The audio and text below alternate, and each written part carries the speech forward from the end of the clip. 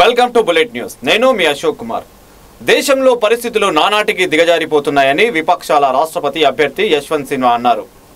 మన దేశంలో ఎలాంటి పరిస్థితులు నెలకొన్నాయో తెలంగాణ ముఖ్యమంత్రి కేసీఆర్ సవివరంగా చెప్పారని తెలిపారు. చాలా రోజులుగా కేంద్ర ప్రభుత్వ విధానాలకు వ్యతిరేకంగా పోరాటం చేస్తున్నామని చెప్పారు. దేశంలో పరిస్థితులు దిగజారుతుంటే చూస్తూ ఉండలేమని అన్నారు. రాష్ట్రపతి ఎన్నికలు ఇద్దరు వ్యక్తుల మధ్య జరిగే పోరాటమో, ఇద్దరు వ్యక్తుల గుర్తింపు కోసం జరిగే పోరాటమో కాదని చెప్పారు. ఇది విశాల భారత పరిరక్షణ కోసం జరిగే పోరాటమని అన్నారు. రాష్ట్రపతి ఎన్నికల్లో తనకు సంపూర్ణ మద్దతును ప్రకటించిన కేటీఆర్కు ధన్యవాదాలు చెబుతున్నాను అన్నారు. ఒక వ్యక్తి చెబుతుంటే 135 కోట్ల మంది ప్రజలు వినాలా అని యశ్వంత్ సిన్హా ప్రశ్నించారు. విద్వేషపూరిత ప్రసంగాలు సమాజానికి ఏమాత్రం మేలు చేయవని అన్నారు. రాష్ట్రపతి ఎన్నికల తర్వాత కూడా కేంద్రంపై పోరాటం కొనసాగుతుందని చెప్పారు. దేశానికి కేటీఆర్ వంటి యువనేతలు అవసరమని అన్నారు. ఢిల్లీకి వచ్చి కేటీఆర్ తనకు మద్దతు ప్రకటించారని తెలిపారు. కేసీఆర్తో మరోసారి సమావేశమవుతానని చెప్పారు. आदरणीय मुख्यमंत्री महोदय, संसद में तेलंगाना राष्ट्र समिति के नेता नमा नागेश्वर राव जी, हमारे सहयोगी सुधींद्र कुलकर्णी जी, यहाँ उपस्थित सारे सांसद और विधायकगण और मित्रों,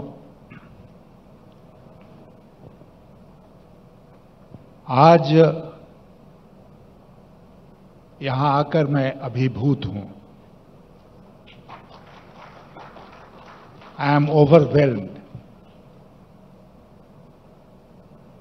क्योंकि आज यहां पर जो सर्वोत्तम है हमारे देश की लोकशाही में, उसका दर्शन आज यहां पर हम लोगों को हुआ और हमने महसूस किया कि ये जो राष्ट्रपति का चुनाव 18 जुलाई को होने जा रहा है, वो आज यहां पर पीपुल्स मूवमेंट बन गया.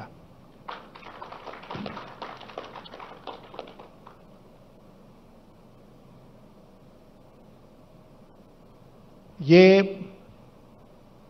राष्ट्रपति का चुनाव मेरे लिए उस लड़ाई की श्रृंखला में एक कड़ी है जो कई वर्षों से मैं इस सरकार के खिलाफ लड़ रहा हूं. मैं बहुत आभारी हूं सम्मानित मुख्यमंत्री जी का कि हमारे नामांकन के दिन 27 जून को इन्होंने अपने मंत्री केटी रामाराव जी को भेजा था दिल्ली,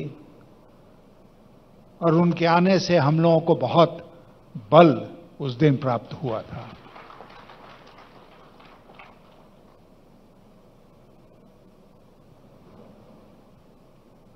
राष्ट्रपति का ये चुनाव बहुत असाधारण परिस्थिति में हो रहा है और इसीलिए शायद इस बार का चुनाव कुछ विशेष है.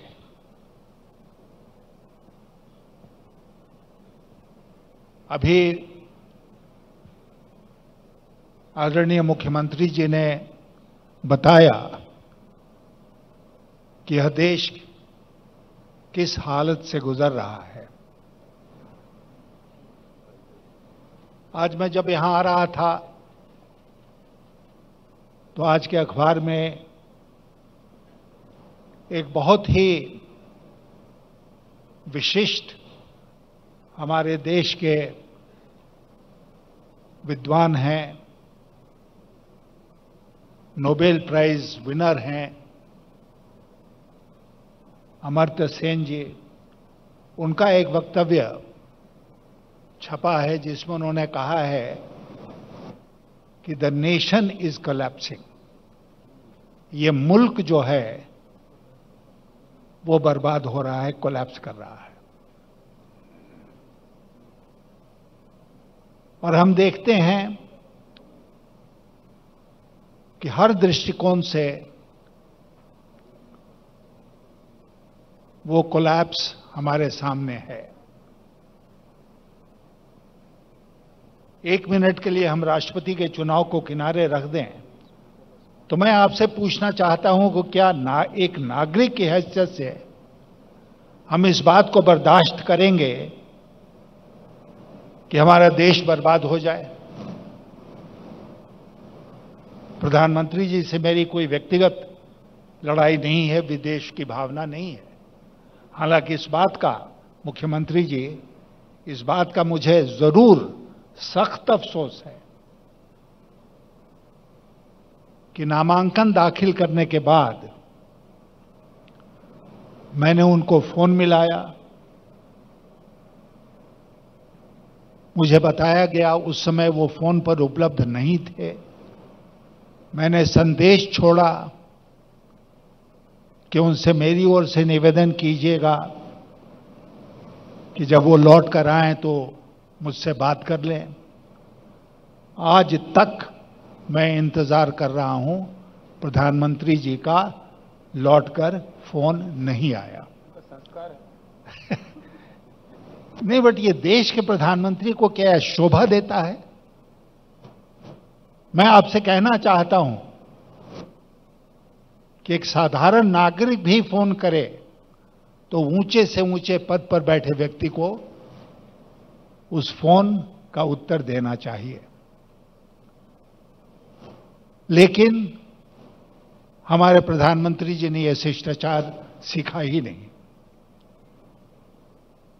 बहुत अफसोस की बात है।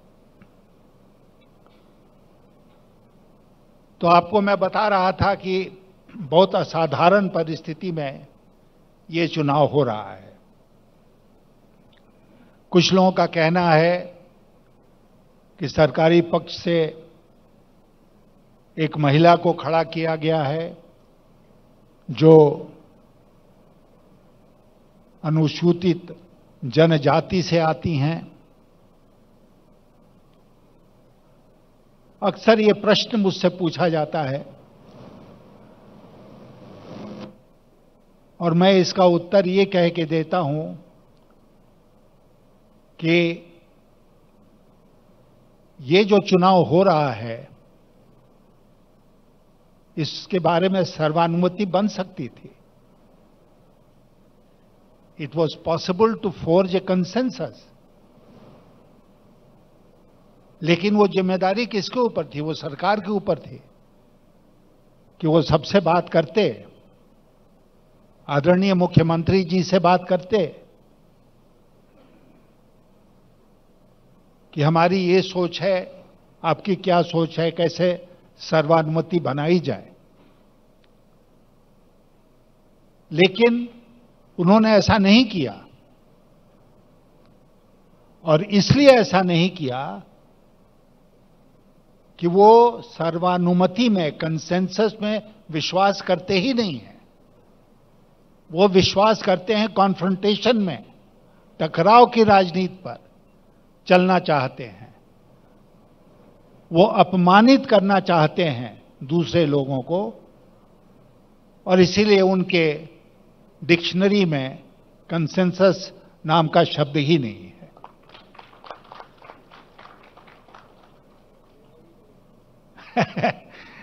तो मैं आपसे पूछना चाहता हूं, एक बहुत ही प्रगतिशील और बड़े प्रदेश के आप प्रतिनिधि हैं, क्या हमारे देश में यही चलेगा? क्या एक तरफा सब कुछ होगा? क्या दूसरे की इस देश में दूसरे का की कोई इज्जत नहीं रहेगी?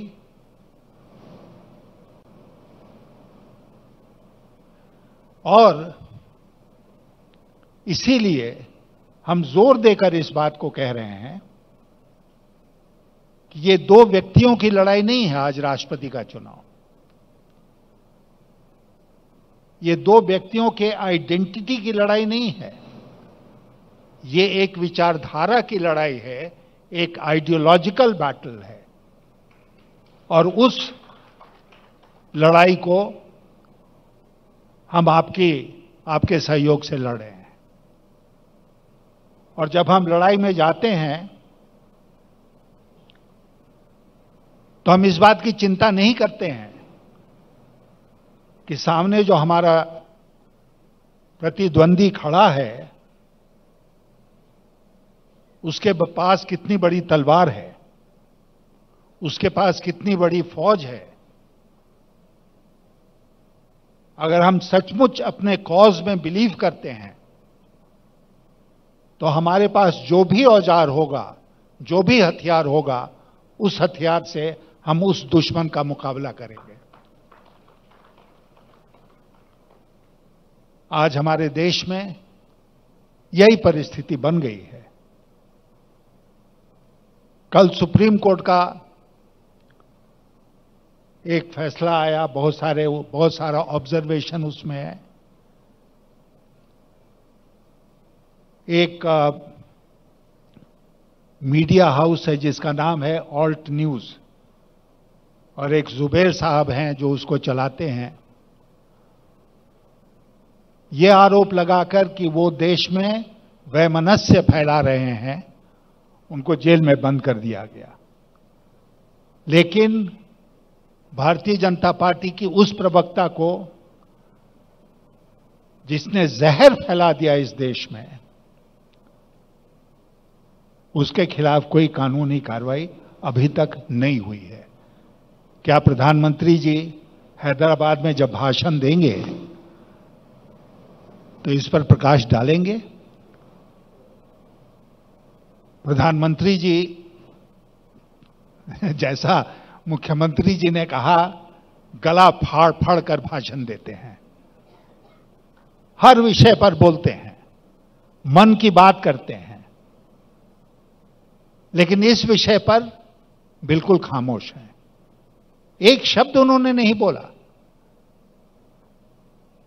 अमेरिका के राष्ट्रपति ने जब एक स्कूल में कुछ बच्चों की मौत हो गई थी तो वो तुरंत देश के सामने आए और उन्होंने अपनी बात रखी, अपना अफसोस जाहिर किया। हमारे प्रधानमंत्री जी 8 वर्षों में उनको हिम्मत नहीं हुई कि वो एक प्रेस कॉन्फ्रेंस करें। सारा संवाद एक तरफा है। क्या यही लोकशाही है? क्या यही प्रजातंत्र है कि एक आदमी बोलेगा और 140 करोड़ लोग सुनेंगे? ये हमारे देश में आज हो रहा है और इसके खिलाफ हमें लड़ना है। आज ये चुनाव, जैसा मैंने आपसे कहा, यहां आने के बाद कि ये एक पीपुल्स मूवमेंट बन गया है।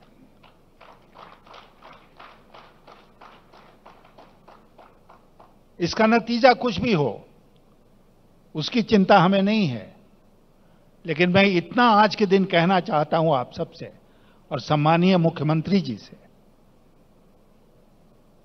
कि ये लड़ाई जो है वो इस चुनाव के बाद भी चलेगी। हम लड़ते रहेंगे। और मैं ये साफ शब्दों में आज कहना चाहता हूं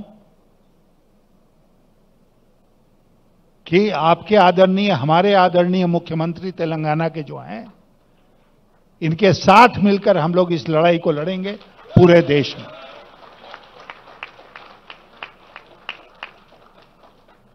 मैं इनसे फिर मिलूंगा, क्योंकि अभी हवाई अड्डे से यहां तक आते आते हम लोगों ने कुछ बातें की हैं, कुछ और बातें आगे बढ़ानी हैं, तो हम इनसे फिर मिलेंगे, फिर बात करेंगे।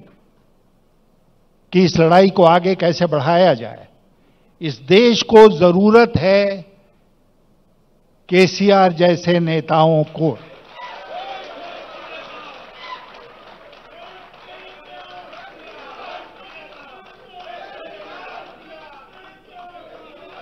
और मैं इसलिए इनकी इज्जत नहीं करता हूं केवल कि इन्होंने इस प्रदेश में चुनाव में भारी बहुमत हासिल किया। मैं इसलिए इनकी इज्जत करता हूं कि ताकत मिलने के बाद इन्होंने इस प्रदेश को आगे बढ़ाने में, इसको अग्रणी प्रदेश बनाने में बहुत कम समय में बहुत कुछ करके दिखाया है। ये एक मिरेकल है। Telangana is a miracle today. It's a miracle state.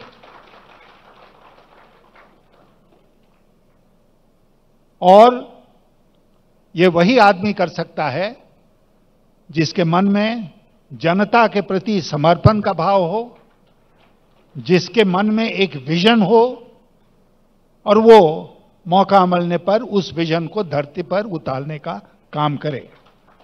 आपके मुख्यमंत्री केसीआर जी उसी प्रकार के व्यक्तित्व हैं।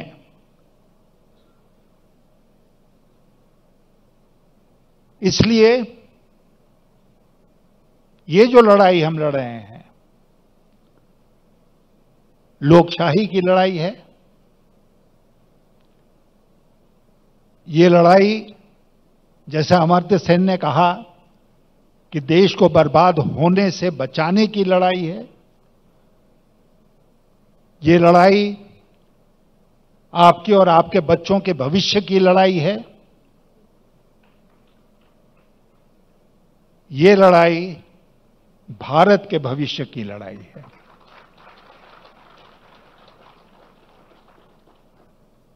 और आज इस स्थल से, इस शहर से हम उस लड़ाई की शुरुआत कर रहे हैं। केवल चुनाव राष्ट्रपति का अपने आप में बहुत मायने नहीं रखता है। कोई न कोई चुनकर राष्ट्रपति भवन जाएगा। अक्सर पत्रकार हमसे पूछते हैं, आप राष्ट्रपति भवन में जाएंगे तो आपका प्रथम कर्तव्य क्या होगा? और मैं उनसे जोर देकर कहता हूं कि मेरा प्रथम कर्तव्य होगा इस देश के संविधान की रक्षा करना, उसके मूल्यों की रक्षा करना, इस देश की लोकशाही की रक्षा करना, प्रजातंत्र को बचाकर रखना। यह चुनौती है। कल ही ना प्रधानमंत्री जी का भाषण है यहां पर, लेकिन मुझे पूरा विश्वास है, मैं आपसे आज कह के जाना चाहता हूं, जितने प्रश्न आदरणीय मुख्यमंत्री जी ने पूछे हैं उसमें एक का भी जवाब वो नहीं देंगे। वो इसलिए नहीं जवाब देंगे कि उनके पास जवाब है ही नहीं। He has no reply. And that's why he will not answer a single question which has been posed to him today by the Honorable Chief Minister. देश का दुर्भाग्य है। देश का दुर्भाग्य है कि यहां पर संवाद ही खत्म हो गया। There is no dialogue. There is no conversation taking place. और जब डायलॉग नहीं होगा तो कंसेंसस कहां से बनेगी? मुझे याद है, मैं उस लोकसभा का सदस्य था, केसीआर साहब भी उसके सदस्य थे, और मेरे मन में इनके प्रति जो इज्जत है वो उस दिन से है जब अकेले लोकसभा में तेलंगाना अलग राज्य बनाने के लिए इनकी आवाज उठती थी। और सचमुच में उस समय बहुत कम लोगों को ये भरोसा था कि जैसा मुख्यमंत्री जी ने स्वयं कहा कि एक दुबला पतला आदमी खड़ा हो जाए तो उसका सपना साकार हो जाएगा। लेकिन इन्होंने अपना सपना, उस सपने को साकार किया और तेलंगाना राज्य अलग पृथक राज्य बना। और बात वहीं तक नहीं रुकी। आज देश के अग्रणी राज्यों में तेलंगाना की गिनती होती है। तो सत्ता जो है, स्टेट पावर आप चाहते हैं इसके लिए कि उससे आप लोगों की भलाई कर सकें। स्टेट पावर आप इसलिए नहीं चाहते हैं कि आपके पास जितनी ताकत है, आपके पास जितनी एजेंसियां हैं, उसका आप अपने राजनीतिक प्रतिद्वंदियों के खिलाफ इस्तेमाल करके दुरुपयोग करें उनका, जैसा आज हम देख रहे हैं। आज ही अखबार में हम लोगों ने पढ़ा 2004 का कोई एफिडेविट था शरद पवार साहब का, उनको नोटिस मिल गई इनकम टैक्स की। इतना दुरुपयोग, मैं आपसे कहना चाहता हूं, मैं 5 वर्षों तक अटल जी की सरकार में इस देश का वित्त मंत्री था। एनफोर्समेंट डायरेक्टरेट ईडी उस समय वित्त मंत्रालय में हुआ करती थी। मेरे दिमाग में दूर दूर तक ये बात नहीं आई कि हमारे जो विरोधी हैं राजनीति में, उनके खिलाफ इसका दुरुपयोग किया जाए। और जब मैंने पूछा किसी से कि भाई कैसे कोई सरकार का मंत्री एजेंसी के प्रमुख को बुला के कहेगा कि उस आदमी के पीछे लग जाओ, उसको पकड़ो, उसको अपमानित करो, कैसे कहता है? मुझे तो ये कहते हुए बहुत शर्म महसूस होती कि मैं बुलाकर उनको कहता, प्रमाण हो या ना हो, उस व्यक्ति को परेशान करना है, वो मेरे मुआफिक नहीं है, इसलिए तुम उसके पीछे पड़ जाओ। लेकिन आज ये प्रत्यक्ष देखने को मिल रहा है। इतना दुरुपयोग सरकारी एजेंसियों का इसके पहले कभी नहीं हुआ है, अब वो भी राजनीति के लिए। तो इसलिए क्या हम चुपचाप देश को बर्बाद होते देखेंगे? क्या हमारा यह कर्तव्य नहीं बनता हुआ है, चुने हुए प्रतिनिधि के रूप में, एक नागरिक के रूप में, कि हम इसका विरोध करें? और मुझे पूरा विश्वास आज हो गया यहां आने पर हैदराबाद, और आप सबका उत्साह देखने के बाद, कि इस देश में लोकशाही को कोई हरा नहीं सकता है।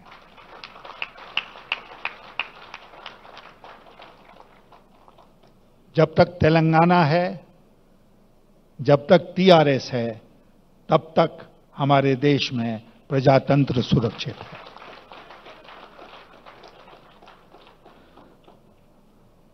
आया था आपसे समर्थन मांगने के लिए।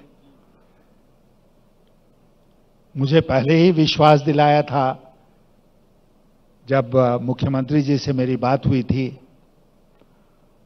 और जब केटीआर आ गए थे हमारे नामांकन में, तो पूरा विश्वास हो गया कि हमें यहां का समर्थन मिलेगा। लेकिन यहां आने के पहले, और मैं इस बात को स्वीकार करता हूं क्योंकि कई जगह घूम के आ रहा हूं, मुझे अपने मन में यह विश्वास नहीं था, विश्वास था कि वोट मिल जाएगा, लेकिन यह विश्वास नहीं था कि इतना स्वागत होगा, यह विश्वास नहीं था कि आज यहां से एक नए युद्ध की शुरुआत होगी। और वो राष्ट्रपति चुनाव में खत्म नहीं होगी, उसके आगे भी चलेगी, और हम सब मिलकर उस लड़ाई को लड़ेंगे। मुख्यमंत्री जी, आपका बहुत बहुत धन्यवाद, आप सब मित्रों का धन्यवाद और आप सबको मेरी शुभकामनाएं। जय तेलंगाना। ఇది వాటి బులెట్ న్యూస్. మరో బులెట్ న్యూస్ లో మళ్ళీ కలుసుకుందాం. మా నవతటి ఛానల్ ని లైక్ చేయండి, కమెంట్ చేయండి, షేర్ చేయండి, పక్కన ఉన్న బెల్ ఐకాన్ ని టచ్ చేయండి.